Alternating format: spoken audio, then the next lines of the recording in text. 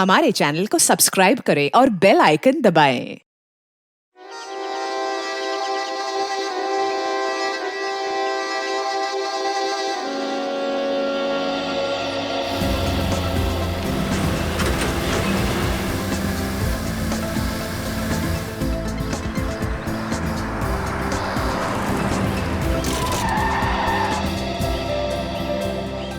अवनी एक काम करो, गाड़ी को रिवर्स गियर में लगाओ।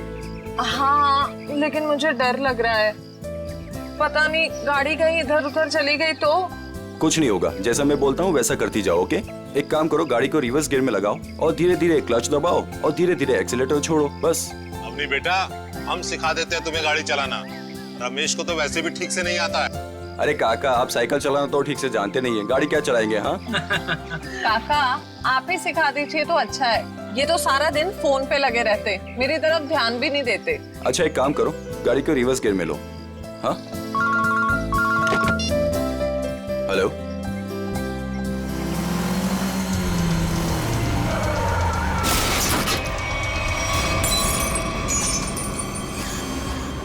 अवनी ये तुमने क्या कर दिया? हाँ, बदबू कहाँ से आ रही है?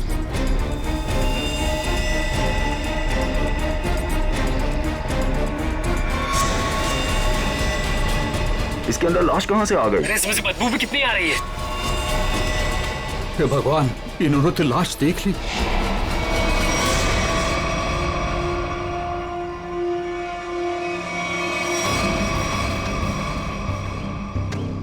इस मूर्ति का बेस तो एकदम अच्छे से बनाया गया है, कोई लापरवाही की गई ऐसा लगता तो नहीं है।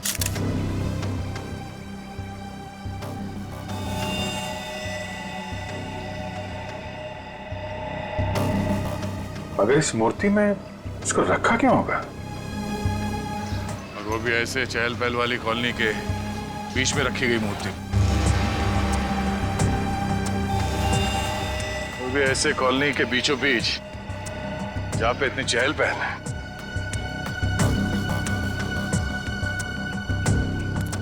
सर कॉलोनी के लोग काफी घबराए हुए हैं। किसी को नहीं पता है लाश किसके। और सर, इस कॉलोनी से कोई गायब भी नहीं हुआ है। चलो देखते हैं। आप लोग प्लीज इन बच्चों को अंदर घर भेज दीजिएगा। ये सब देखना सुनना इनके लिए अच्छा नहीं, प्लीज। बच्चों, घर जाके खेलो, जाओ। माँ, आजोबा की मूर्ति में क्या था और उससे इतनी बदबू क्यों आ रही थी? घर आके बताती हूँ। बच्चों, मम्मी की बात सुनना चाहिए। हाँ, जाओ घर के अंदर जाओ। आपके बच्चे ने कहा कि ये मूर्ति उनके दादाजी की? जी, मेरे पिताजी की मूर्ति थी। सुमित प्रकाश नाम था उनका। उनकी मूर्ति क्यों बनवाई थी? मेरे पति एक इंजीनियर और साइंटिस्ट थे। सूखे इलाकों के लिए उन्होंने एक नई सिंचाई पद्धति का आविष्कार किया था। इसी से खुश होकर गवर्नमेंट ने उन्हें ये जमीन दान में दी थी। और सुमित जी इतने महान थे कि उन्होंने वो जमीन कॉलोनी को दान कर दी थी और हमने उसी जमीन पर ये बच्चों के लिए ये पार्क बनवा दिया। इसीलिए हमने उनके सम्मान में इस पार्क में उनकी मूर्ति लगवाई। देखिए, ऐसा लगता है कि किसी ने हाल में इस लाश को मूर्ति में छिपाया है। हाँ, कुछ महीनों पहले। आप लोग बता सकते हैं कि मूर्ति यहाँ कब लगाई गई थी? क्योंकि शायद लाश को उसी वक्त अंदर रखा गया था। ये क्या कह रहे हैं सर? ऐसा हो ही नहीं सकता। सुमित जी जिस साल गुजर गए उसी साल ये मूर्ति वहाँ लगवाई गई थी। कम से कम 39 साल हो गए। 39 साल पहले? तो ये हो सकता है कि जब हाल फिलहाल में मूर्ति बदली गई हो या फिर इसकी मरम्मत की गई हो, तब ये लाश इसमें डाल दी गई हो। जी नहीं, जब से ये मूर्ति लगवाई गई है तब से ना इसकी मरम्मत हुई है और ना इसे बदला गया। ऐसे कैसे हो सकता है? कुछ महीनों पहले मरे हुए आदमी की लाश इतनी पुरानी मूर्ति के अंदर कैसे हो सकता है? शायद ऐसा हुआ हो कि रात के अंधेरे में ये काम हुआ हो और आप लोगों को पता नहीं चला। पूर्वी, जरा वॉचमैन से पता करना। सर, इस कॉलोनी में करीब 200 फैमिलीज रहती है। अगर किसी ने रात को पुतला बदला होता, किसी ने तो देखा होता, लेकिन यहाँ तो किसी ने कुछ देखा ही नहीं। सर, यहाँ पर 2 वॉचमैन हैं। एक दिन में ड्यूटी करता है और एक रात में, और दोनों का ही कहना है कि किसी ने भी मरम्मत का काम होते हुए नहीं देखा। कमाल है, अगर कोई काम हुआ नहीं है तो फिर ये लाश मूर्ति के अंदर आई कैसे? सचिन, 39 साल पहले ब्रॉन्ज की मूर्ति खड़ी की गई हो। तब से लेकर आज तक ना किसी ने उसकी मरम्मत की, ना उस मूर्ति को बदल दिया। हाँ सर, 1976 की बात है सर। हाँ, और आज उस ब्रॉन्ज के पुतले के अंदर मिलती है एक लाश, और कॉलोनी के 40 लोग कहते हैं कि उन्होंने कुछ देखा तक नहीं। कैसे हो सकता है मूर्ति के अंदर लाश? दो ही तरीके आते हैं मेरे दिमाग में। एक, या तो पुरानी मूर्ति के अंदर लाश रखी, या फिर नई मूर्ति बनाकर उसके अंदर लाश डालकर उस नई मूर्ति को पुरानी मूर्ति की जगह रखी गई और पुरानी मूर्ति गायब कर दी गई होगी। सर लेकिन ब्रॉन्ज की नई मूर्ति बनाने के लिए तो कई दौर से गुजरना पड़ा हो। पहले तो उसने प्लास्टर ऑफ पेरिस का ढांचा तैयार किया होगा, फिर उस ढांचे से उसने नया सांचा तैयार किया होगा, और फिर कम से कम 1200 डिग्री सेल्सियस पे उसने उस ब्रॉन्ज को पिघलाकर उसमें डाला होगा, और फिर उसके टुकड़े किए होंगे। टुकड़ों को फिर वेल्डिंग करके जोड़ा गया होगा, फिर मूर्ति तैयार होगी तो उसे खड़ा कर दिया गया होगा। ये कुछ चुटकी भर में थोड़ी होता है, बहुत टाइम लगा होगा, बहुत टाइम लगा होगा। और सर लाश को मूर्ति में रखा गया होगा, मूर्ति को कॉलोनी में लाया गया होगा, और फिर पुरानी मूर्ति की जगह रखा गया होगा। पूर्वी, इतनी बड़ी मूर्ति कोई गोदी में उठाकर तो नहीं ला सकता। उसे लाने के लिए ट्रक या फिर कोई बड़ी गाड़ी लाई होगी। उसके साथ साथ उसे खड़े करने के लिए क्रेन लाया गया होगा। इतना सब अगर हुआ है, फिर भी कॉलोनी के लोग कहते हैं कि उन्हें कुछ मालूम नहीं, ऐसा कुछ हुआ ही नहीं। सर फिर तो पहला वाला तरीका इस्तेमाल किया गया होगा सर। बॉडी को कॉलोनी में लाया गया होगा और फिर मूर्ति में रख दिया गया होगा। पंकज, मूर्ति को लेटाया गया होगा, उसके बाद उसके अंदर लाश को रखा गया होगा, और फिर उसे खड़ा भी किया होगा। कैसे हो सकता है, कैसे हो सकता है ये? सर इतना अजीब तरीका लाश को ठिकाने लगाने का, खूनी को ये सब करने की जरूरत क्या थी? वही तो, इतनी तकलीफ क्यों? लाश को ब्रॉन्ज की मूर्ति के अंदर ही क्यों? कोई ना कोई वजह तो जरूर होगी, पर है कौन ये? है कौन ये? लाश है किसकी? कैसे मरा ये? मरा या मारा गया? इस आदमी की उम्र 45 साल है और इसकी मौत इसके सर पे लगी चोट की वजह है।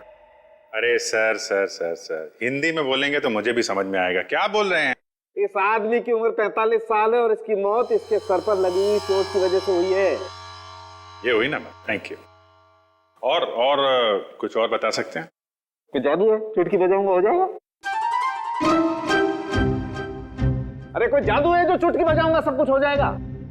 मन तो करता है चुटकी बजा दूं और ये आदमी गायब हो जाए। क्या बोले तुम? मतलब मैं कह रहा था साड़ुंके साहब, आप चुटकी बजा दे तो केस सॉल्व हो जाएगा। कितना किया है, ये तो कुछ भी नहीं है। हाँ, लेकिन अभी मेरा चुटकी बजाने का मूड नहीं।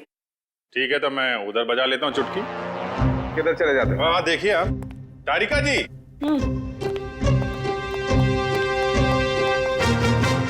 कुछ मिला आईडी वाईडी आपको? ना आईडी ना वॉलेट, कुछ नहीं। और ये कपड़ों की हालत देखो। भाई साहब, बज गई चुटकी। लेकिन मैं आपको एक चीज बता सकती हूँ। अरे वाह, अब बजी चुटकी। मुझे मालूम था तारिका जी, आप मुझे कभी निराश नहीं करेंगे। बताइए। मैं आपको ये बता सकती हूँ कि ये लाश कितने समय तक उस मूर्ति में थी। अच्छा, कितने समय से? ये लाश ब्रॉन्ज की मूर्ति में बंद थी, वातावरण के प्रभाव में आए बिना। कुछ टेस्ट के बाद ये पता चला है कि 2 महीने से ये लाश उस मूर्ति में बंद थी। ओह, मतलब इस आदमी का खून 2 महीने पहले हुआ है? लगता तो ऐसा ही है। लेकिन सर, किसी ने इस लाश को देखा किसी ने उस मूर्ति में रखते हुए? कॉलोनी वाले बता रहे थे कि मूर्ति 39 साल पुरानी है। डॉक्टर साहब, आप ये बता सकते हैं ये मूर्ति नई है या पुरानी है? ये मूर्ति 39 साल पुरानी नहीं है, नई है। ओह, मतलब इस मूर्ति को वहां पे ट्रक में लाया गया होगा। किसी ने ट्रक को देखा कैसे नहीं? मुझे नहीं पता। सालू के साहब, किसी ने उस क्रेन को कैसे नहीं देखा जिसके जरिए उस मूर्ति को अपनी जगह पे रखा गया? मुझे नहीं पता। तालुके साहब, उस मूर्ति में वेल्डिंग कब और कैसे की गई? मुझे नहीं पता, मुझे नहीं पता, मुझे नहीं पता। ठीक है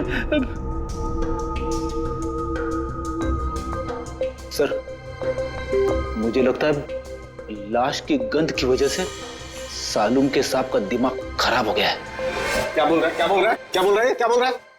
देखो, मुझे परेशान मत करो, मुझे इस लाश का चेहरा भी बनाना है। Don't disturb me. सर आपसे कोई सवाल नहीं करेंगे, आप चेहरा बनाइए। चलो एक बात तो ये पता चल गई कि मूर्ति नहीं है और किसी ने उसमें लाश रखी है। और कैसे सर? कैसे और कब का पता बाद में लगाएंगे, पहले ये पता लगाना है कि ये नई मूर्ति बनाई किसने।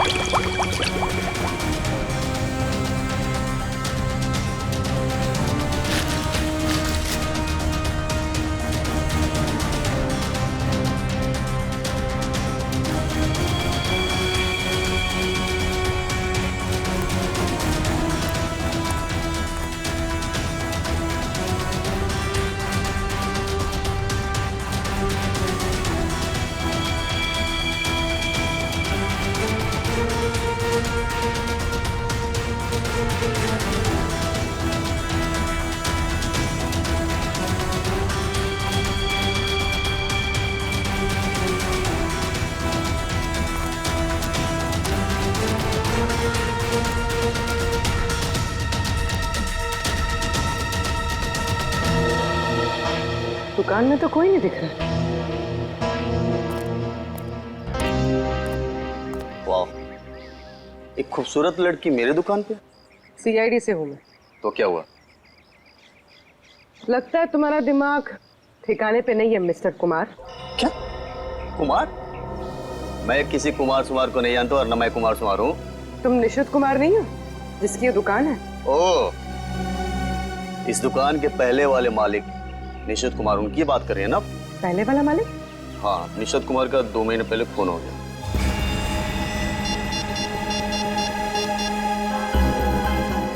हेलो अभिजीत साहब।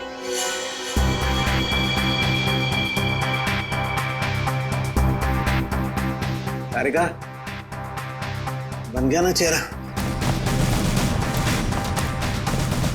तो इन्होंने ये दुकान निशित कुमार से खरीदी और 2 महीने पहले उनका खून हो गया। 2 महीने पहले की वो लाश थी ना जो उस मूर्ति में से मिली? हाँ सर, लाश। हाँ लाश। आप ये बताइए कि निशित कुमार के बारे में और क्या जानते हैं आप? सर मुझे ज्यादा पता नहीं है। उनकी माली हालत भी ठीक नहीं थी और कई सालों से उनके पास कुछ काम भी नहीं था। उनके घर का एड्रेस देना। वो घर में अकेली थी। जब मैं बाहर से आई तो देखा चोरों ने उनका गला काट दिया था। शायद मैं यहाँ होती तो उनको बचा सकती थी सर। हम आपकी तकलीफ समझ सकते हैं अर्चना जी, पर क्या आप बता सकती हैं कि क्या क्या चोरी हुआ था? कुछ नहीं, चुराने के लिए है ही क्या घर में? कुछ नहीं था और अब भी नहीं है। आपके पति जो मूर्तियां बनाते थे वो किनके लिए बनाते थे? मेरा मतलब है उनके क्लाइंट्स कौन कौन थे? मुझे पता नहीं, लेकिन उनकी सारी चीजें वो अलमारी में रखते थे। हम वो अलमारी देख सकते हैं? जी। अलमारी देख लो जरा।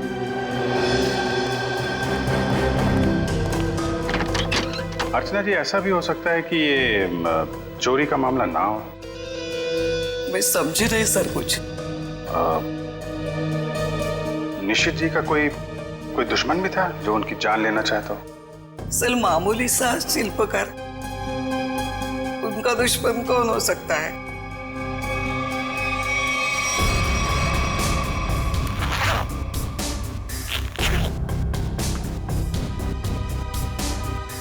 सर, हाँ बेट, इस फाइल में मूर्तियों की बहुत सारी न्यूज़पेपर कटिंग है सर। वो जो सारी मूर्ति बनाते थे ना, उसका सारा रिकॉर्ड इसी फाइल में रखते थे।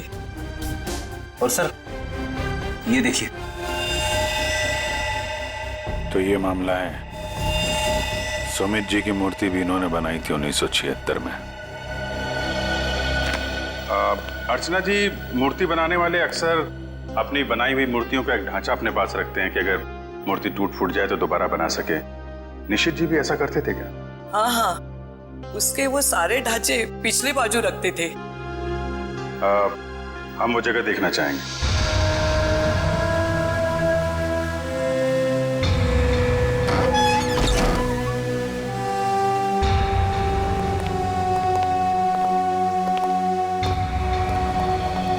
सर, आप सब देख रहे हैं ना, ये उनकी पूरी जिंदगी की कारीगरी है। उन्होंने जितनी भी मूर्तियां बनाई थी, उन सबका एक एक ढांचा यहाँ है।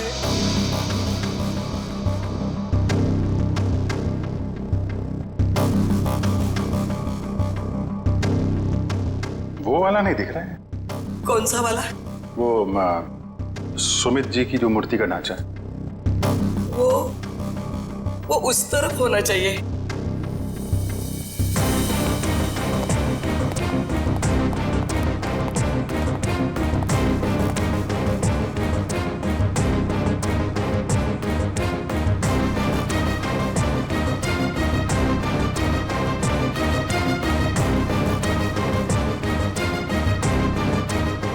आप क्या देख रहे हैं? ये मिट्टी देख रहे हो? यहाँ पे कोई ढांचा था जो अब नहीं है। अर्चना जी, हाँ, वो सुमित कुमार जी की मूर्ति का ढांचा यहीं पे था? हाँ, यही था। ले गए। सर, आपका मतलब उन चोरों से थे नहीं? सुमित कुमार जी की मूर्ति का ढांचा चोर चुरा के ले गए। ऋषि जी का खून इस ढांचे की वजह से हुआ है। लेकिन सर, सुमित जी की मूर्ति का ढांचा चुरा के चोर क्या करेंगे? उस ढांचे की मदद से सुमित जी की नई मूर्ति बनाई गई और उस लाश को उसमें डाल दिया गया। लेकिन सर, हमें कैसे पता चलेगा वो लाश किसकी है? साड़ू के साहब लगे हैं ना लाश का चेहरा बनाने में। एक बार चेहरा बन जाए, सारी कहानी सामने आ जाएगी। हाँ डॉक्टर साहब, बन गया चेहरा?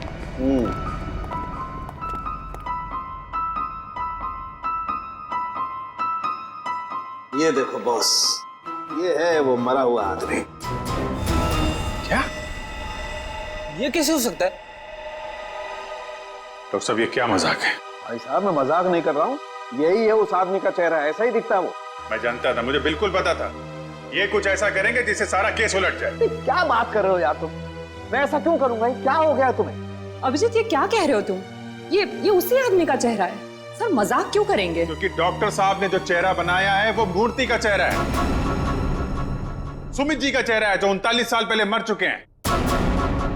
इस चेहरे में सिर्फ मूंछ लगाना बाकी है। क्या बात कर रहे हो? ये आप बताइए, आपने बनाया है चेहरा? तो मैंने तो वही बनाया है जो मुझे खोपड़ी ने बताया। मैंने तो मूर्ति देखी भी नहीं है यार। तो आप देख लीजिए, ये मूर्ति है। ये तो वाकई वही चेहरा है जो मैंने बताया। ऐसा कैसे हो सकता है? सर, ये आदमी 39 साल पहले मर चुका है। आज जिंदा होता तो 80 साल का होता। और आपने कहा था ना कि ये मरा हुआ आदमी 45 साल का। कैसे पॉसिबल है?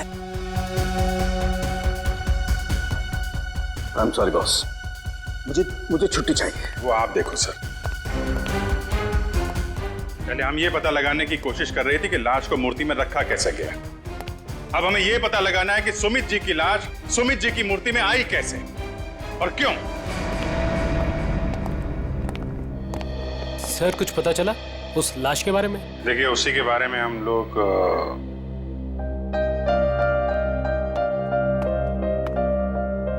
बच्चों, हमें आपकी नानी और मम्मी से कुछ जरूरी बात करनी है। और बातें ऐसी हैं जो आप लोगों को नहीं सुननी चाहिए। तो आप लोग प्लीज अंदर जाइए। क्यों? हम क्यों नहीं सुन सकते? ये बड़ों की बातें हैं, बच्चों का कोई काम नहीं। हमें पता है, हमारे आजोबा की मूर्ति में से लाश मिली है ना। आप उसी के बारे में बात करने आए हो ना? हाँ, और कुछ जरूरी बातें हैं। आप लोग अच्छे बच्चे हो ना? हो ना? प्लीज अंदर जाओ।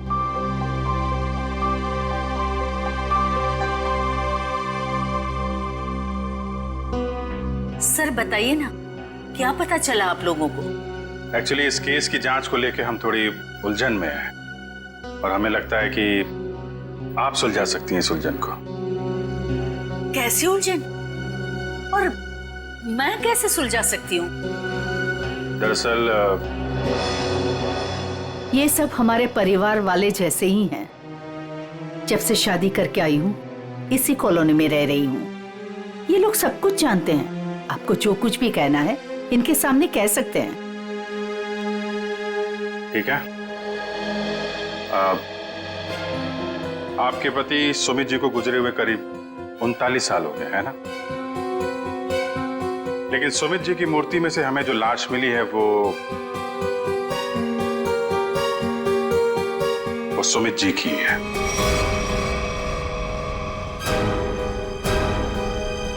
ये कैसे हो सकता है? ऐसा ही हुआ है। ये देखिए।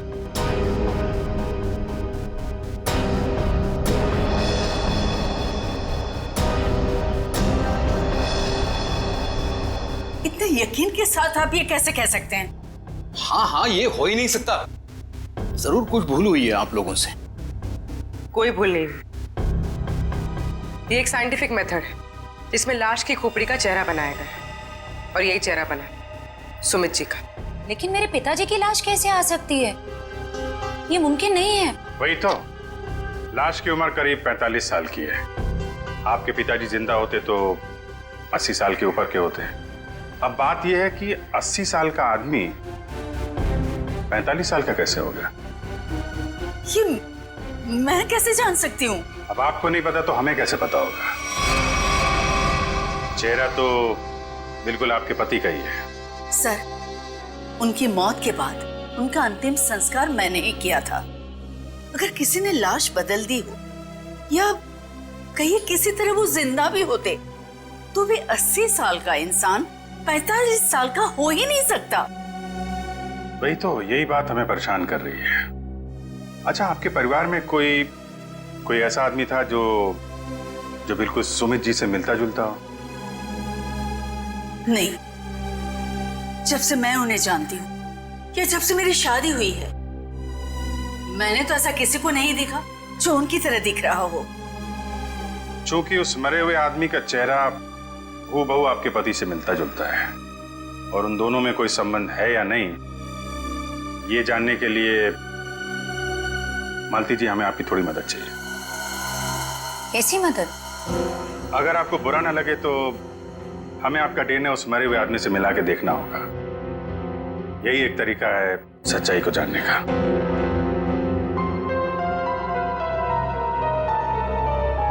ठीक है, मैं तैयार हूँ, क्योंकि हम भी इस सवाल का जवाब चाहते हैं।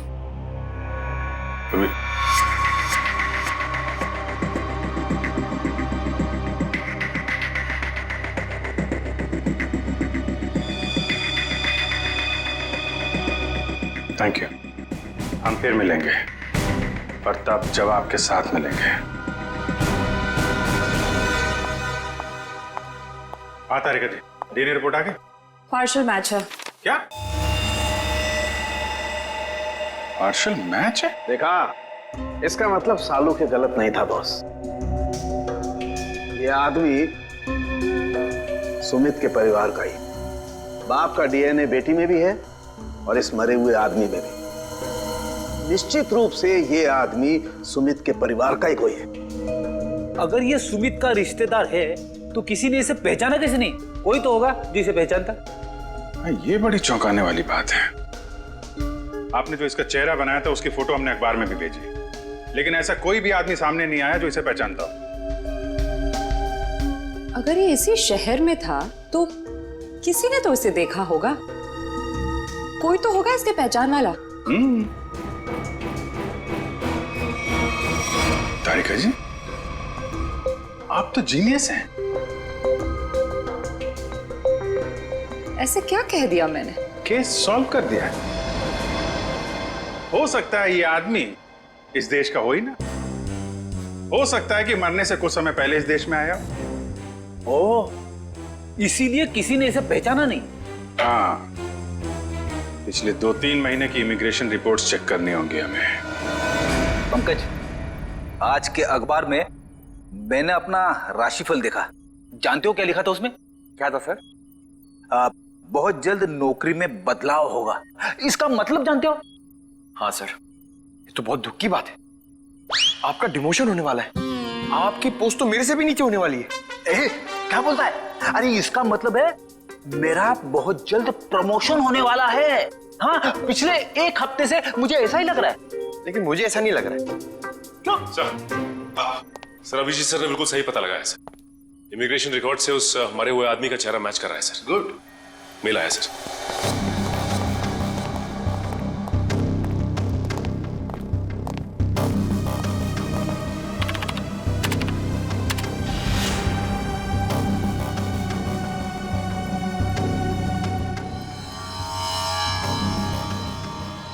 सचिन, ये तो बिल्कुल सुमित जैसे ही दिखता है। इसका नाम ब्रेंडन है, उम्र 45 साल और 2 महीने पहले यूके से आया था सर। मतलब आते ही मौत हो गई उसकी। सर इसका नाम तो अंग्रेजों जैसा है पर लगता है इंडियन है। इस ब्रेंडन का घर का पता, फोन नंबर कुछ है? हाँ सर, जरूर। पूर्वी, इस नंबर पे फोन करो। घर का ही फोन नंबर होगा ही। उसके माता पिता से बात करो, मगर सावधानी से। शायद उन बेचारों को पता भी नहीं होगा ब्रेंडन के साथ क्या हुआ है। और देखो बातचीत में कुछ पता चलता है क्या इस ब्रेंडन के बारे में। सर। हाँ सर, मैं सीआईडी छोड़ रहा हूं। अब और बर्दाश्त नहीं होता। मैं पागल हो जाऊंगा। क्यों? ऐसा क्या हो गया? इस केस में बहुत कंफ्यूजन है और सबसे बड़ी बात तो यह है कि वो आदमी अंग्रेज निकला। मेरा दिमाग फट जाएगा सर। मैं भी छुट्टी पे जा रहा हूं सालू के साथ। अभी जाओ, अभी जाओ इसी वक्त। बोरिया भी सरा बांधो, निकल जाओ सीआईडी से। जाओ और कुछ समय बिताओ अपनी बीवी के साथ, शायद कुछ अकल आ जाएगी। जाओ। सर, आपका राशिफल तो सही निकला।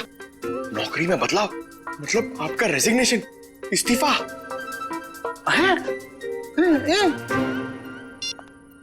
सर। हाँ पूर्वी, बात हो गई? हाँ सर, एक और चौंकाने वाली बात पता चली। क्या? सर, ये ब्रेंडन सुमित का बेटा था। ब्रेंडन सुमित का बेटा है? वो कैसे? उसकी पहली शादी से। सुमित ने बियाट्रिस नाम की एक अंग्रेज औरत से 1970 में शादी की थी। बेटे को जन्म देते हुए वो औरत मर गई। बीवी की मौत के बाद उसका दिल टूट गया और वो अपने इस बेटे को लेकर इंडिया वापस आना चाहता था। लेकिन उसकी बीवी के घर वालों ने बच्चे को आने नहीं दिया, इसलिए बच्चे को नाना नानी के पास छोड़कर वो इंडिया आ गया। और इंडिया में आने के बाद उसने अर्चना से शादी की और अपनी पिछली जिंदगी मिटा दी। किसी को कुछ भी नहीं बताया। और इसीलिए सुमित के इस बेटे ब्रेंडन के बारे में यहाँ पे किसी को भी कुछ पता नहीं था। Yes sir. हाँ, लेकिन ये ब्रेंडन इंडिया आया क्यों? क्यों आया ये? सर, अपने नाना नानी की मौत के बाद उसे अपने पिता के बारे में पता चला, तो अपने पिता के परिवार वालों के बारे में जानने के लिए वो इंडिया आया था। कोई आदमी अपने परिवार के बारे में जानने के लिए इंडिया आता है और यहाँ पर उसका खून हो जाता है। नहीं नहीं नहीं नहीं, ये कोई और ही चक्कर है। सर, अब इस ब्रेंडन के खूनी तक हम कैसे पहुंचेंगे? शुरू से शुरू करके। सॉरी सर, आपका मतलब क्या था? एयरपोर्ट से पंकज, एयरपोर्ट से। जैसे ब्रेंडन एयरपोर्ट पर उतरा, पता लगाएंगे वो कहां गया, कैसे गया, किससे मिला।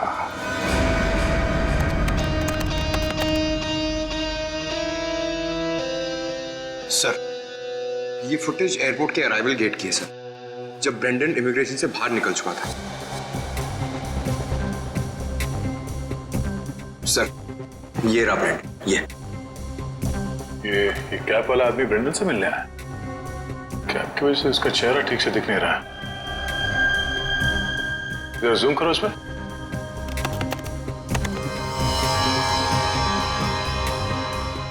ऐसा लगता है कि जानबूझकर ये आदमी अपना चेहरा छुपा रहा है। ये चाहता नहीं है कि उसका चेहरा कैमरे पे कैप्चर हो। आगे बढ़ो। सर ये दोनों तो पार्किंग की तरफ गए। इसका मतलब इस कैप वाले आदमी की गाड़ी पार्किंग में है। एक काम करो, इन दोनों के बाहर निकलने से आधे घंटे तक जितनी भी गाड़ियां एयरपोर्ट के पार्किंग लॉट से बाहर निकली है उन सब के डिटेल्स निकालो। पता चल जाएगा इस कैप वाले की कौन सी गाड़ी है। सर वो आदमी ब्रेंडन को जब एयरपोर्ट की पार्किंग में लेके गया उसके आधे घंटे बाद तक ये सारी गाड़ियां बाहर जाती रही सर। बस वे ठीक है, एक एक को फोन करो और पता लगाओ किस पैसेंजर को इन्होंने एयरपोर्ट से पिकअप किया और कहां जाके छोड़ा। हेलो जी, मैं सीआईडी से इंस्पेक्टर सचिन बोल रहा हूँ। अच्छा ये बताइए कि 15 फरवरी को आपकी कार इंटरनेशनल एयरपोर्ट पे गई थी किसी को छोड़ने के लिए? आप क्या करने गए थे? किसी को छोड़ने गए थे? मिसेस आंचल कुमार। ओके पूर्वी। Okay okay. क्या? किसको छोड़ने गए थे? Peter Frank. अच्छा ये कौन सी फ्लाइट से आए? ओके।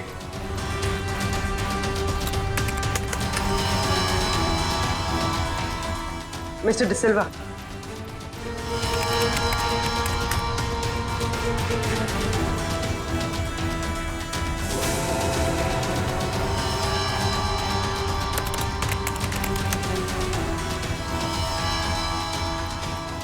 ओके पूर्वी, अब बचा है सिर्फ एक नंबर, ये VH543259। और सर ये नंबर किसी मिस्टर अनिल के नाम पे जो कि लोनावाला के बंगलो पे रजिस्टर्ड है सर, लेकिन ये आदमी फोन नहीं उठा रहा है सर। फोन नहीं उठा रहा है? लगता है ये अनिल ही पिकअप करने आया था ब्रेंडन को एयरपोर्ट पर। सर कहीं इस अनिल ने ही तो ब्रेंडन का खून नहीं किया? हो सकता है पूर्वी, एक बात तो पक्की है, इस अनिल का जरूर कोई ना कोई संबंध है ब्रेंडन के खून के साथ। सरकार के रजिस्ट्रेशन के हिसाब से अनिल जी का घर यही है। काफी पैसे वाला लगता है ये अनिल जी। इतना बड़ा बंगला, वो कार। लेकिन इस अनिल जी को ब्रेंडन से क्या काम पड़ गया? सर मुझे तो लगता है कि इस ब्रेंडन को इंडिया में कोई जानता ही नहीं होगा। ब्रेंडन को इंडिया में कोई जानता नहीं था तो ये अनिल एयरपोर्ट क्यों गया था उन्हें लेने? उसके बाद ये ब्रेंडन गायब कहाँ हो गया? कोई दरवाजा खोल क्यों नहीं रहा? जी कौन है आप लोग और क्या चाहिए? आपके मालिक अनिल जी से मिलना है। कहाँ है वो? वो नहीं है। आप क्यों पूछ रहे साहब? देखिए बेमतलब परेशान मत करिए, नहीं तो अभी पुलिस को फोन कर देंगे। हम लोग सीआईडी से हैं। सीआईडी? सीआईडी कहाँ से?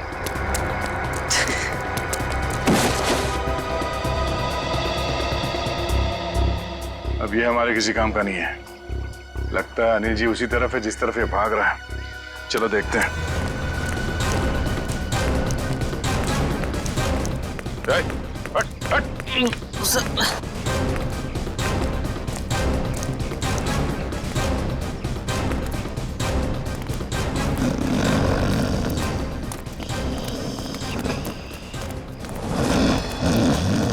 लगता है यही अनिल जी है। अनिल जी,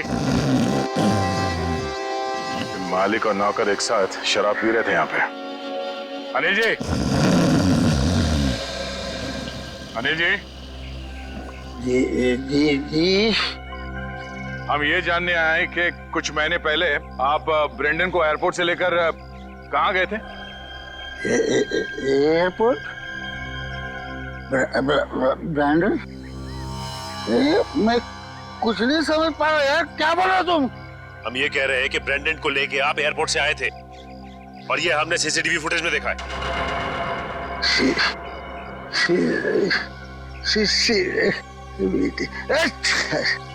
अनिल जी, आपकी कार कौन सी है?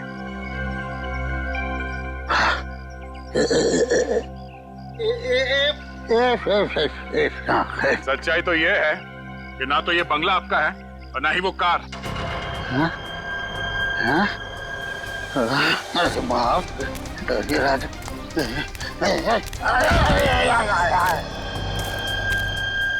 अब सच बताओ।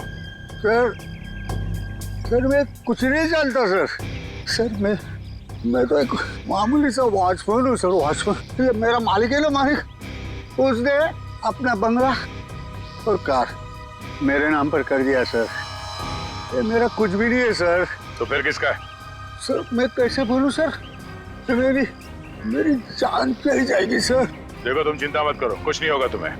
सिर्फ ये बताओ किसने कहा था तुम्हें ये सब करने के लिए? क्या बात है, आप लोगों ने हमें यहाँ क्यों बुलाया? कुछ पता चला क्या? हाँ, एक चौंकाने वाली कहानी। ये कहानी हम आप लोगों को भी सुनाते हैं। इस कहानी को हम वहां से शुरू करते हैं जब सुमित जी को सरकार ने जमीन दान दिया था। उस जमीन में सिर्फ एक छोटा सा गार्डन नहीं था, बल्कि वो जमीन भी था जिसपे आज मॉल बना हुआ है आपके कॉलोनी के पीछे। लेकिन इस बात का पता हमें क्यों नहीं चला? क्योंकि आप लोगों से पहले कुछ और लोगों को पता चल गया। उन्हें यह भी पता चल गया कि सुमित जी अपनी पूरी जमीन को बच्चों के पार्क के लिए दान करना चाहते हैं, और ये बात उन्हें अच्छा नहीं लगा। उन्होंने सुमित जी को रोकना चाहा। जब सुमित जी नहीं माने तो उनका खून कर दिया। क्या? जी हाँ, सुमित जी का एक्सीडेंट कोई एक्सीडेंट नहीं था। इसकी प्लानिंग की थी उन लोगों ने, और उन लोगों ने जमीन का एक छोटा सा हिस्सा आपके कॉलोनी को दिया और बाकी बिल्डर्स को बेच दिए। वो मॉल जहाँ पे खड़ा है वो जमीन। बिल्डर से मिले पैसे से ऐश कर रहे हैं वो लोग। उनके पास देश विदेश में बहुत सारे घर हैं, बंगलो हैं, ढेर सारी गाड़ियां हैं, और ये बात किसी को नहीं पता, उनके दोस्तों और परिवार वालों को भी नहीं। और सुमित जी का बेटा ब्रेंडन जब अपने परिवार वालों से मिलने इंडिया आया तो उसे भी मार दिया गया। क्यों, ये हमें मालूम नहीं। और फिर बेटे की लाश को पिता के मूर्ति में छुपा दिया। अब ये कैसे किया है ये हम जानना चाहते हैं। लेकिन वो कौन लोग हैं? यही हैं वो लोग। सच तो ये इसी कॉलोनी में रह रहे हैं, धोखे और खून से कमाए हुए पैसों पर ऐश कर रहे हैं, लेकिन हम उन्हें जानते हैं।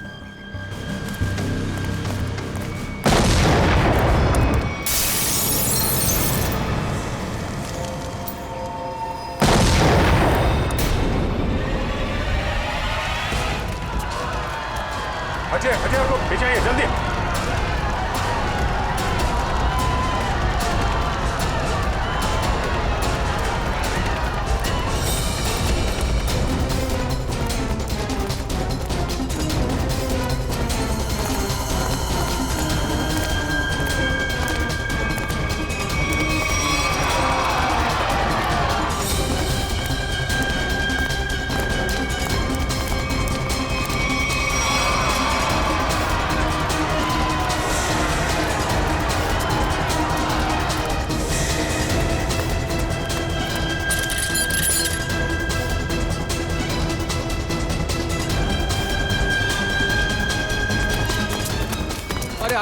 आनंद संभालना यार। अरे अरे क्या हो रहा है ये?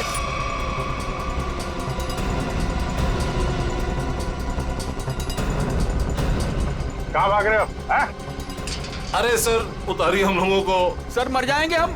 सर नीचे उतारिए प्लीज। सर हमने तो तुम दोनों का नाम भी नहीं लिया था। हाँ, मगर तुम लोगों के लोनावले वाले बंगले पे गए थे हम लोग। नीचे उतारिए ना। अरे तुम लोग तो वैसे ही गिरे हुए आदमी हो।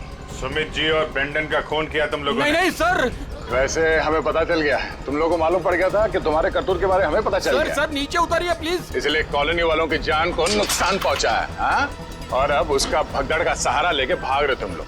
सर उतारिए हमें। सर नीचे उतारिए प्लीज। नीचे उतारिए ना। मर जाएंगे सर। सर नीचे उतारिए ना।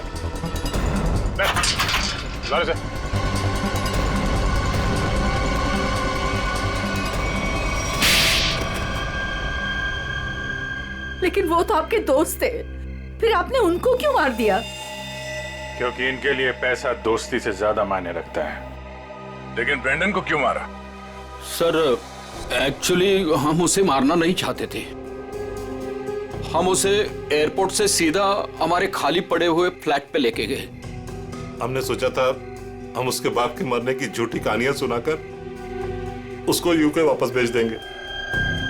और उसने हमारी वो बातें सुन ली थी जिसमें हमने सुमित को मारने का जिक्र किया था, इसके लिए उसको मारा सर। लेकिन उसकी लाश मूर्ति में क्यों छुपाई? हम नहीं चाहते थे कि उसकी लाश किसी भी हालत में सीआईडी को मिले।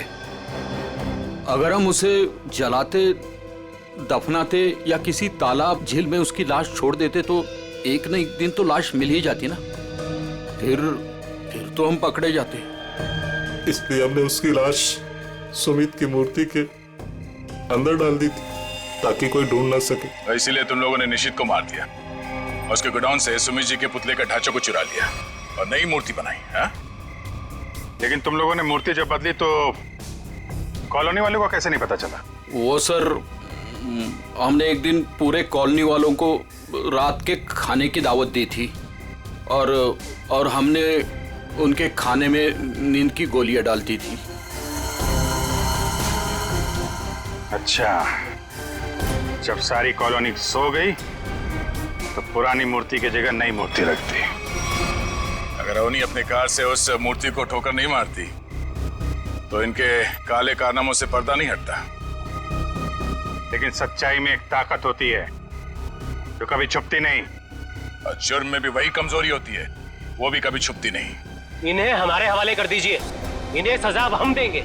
हाँ सर, इन्होंने हमें धोखा दिया है, ये हमारे गुनहगार है। नहीं सर, हमें अरेस्ट कर दो, ये लोग मार डालेंगे। हमें अरेस्ट कर लीजिए सर। तुम्हें सजा देने का हक अगर हमारे हाथ में होता तो हम तुम्हें इनके हवाले कर देते। हमारे हाथ बंधे हुए हैं, वरना निखिल, पंकज ले जाओ इन्हें।